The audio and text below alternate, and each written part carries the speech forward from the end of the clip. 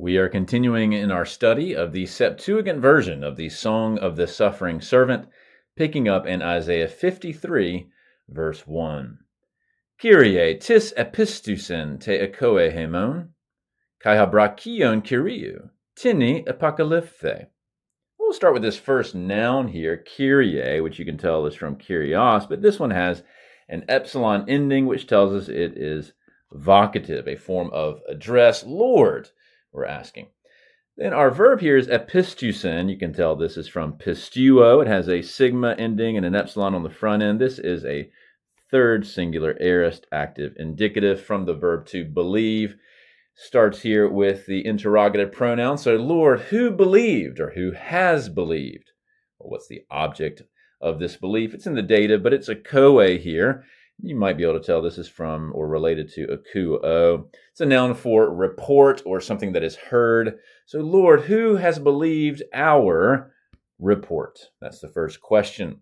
There's another question that follows, and we start with this noun brachion. Now, this may look somewhat unfamiliar. This is the noun for arm, and you can tell it's a nominative singular here. It does have an omega nu ending, which does not mean it's a participle or a genitive plural. This is a third declension noun. And so it's the arm of the Lord. You've got another interrogative pronoun here, to whom, it's in the dative. And then the verb apocalypthe, which is from apocalypto. Here you can see it has a theta, eta ending, as well as an epsilon. Apocalypto means to reveal. This is a third singular aorist passive indicative. Has been revealed or was revealed. You may be wondering what's going on with this phi here. Well, typically a p, when it bumps into a theta like this, we'll switch to a phi for pronunciation purposes. So, to whom has the arm of the Lord been revealed, or something like that to make it passive. Now, this passage is directly cited by the Apostle John. He's trying to explain why people are not believing in Jesus despite the fact that he's doing many signs before them.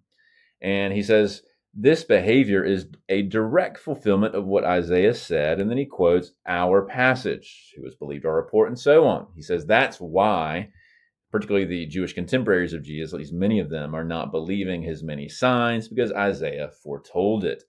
But the connection goes even deeper because John here is really double-clicking on the entire passage of the suffering servant. And a few verses later in 12:41, he says, Isaiah said these things, that is, these quotations in the book, because he saw his, that is, Jesus's glory. You maybe remember from the last video that 52:13, where the servant song begins, starts with this idea of the servant being glorified. And so John is making a direct connection to the entirety of the suffering servant song by saying that Isaiah saw the glory of this servant and spoke of him. A lovely way he's tapping into this passage in Isaiah.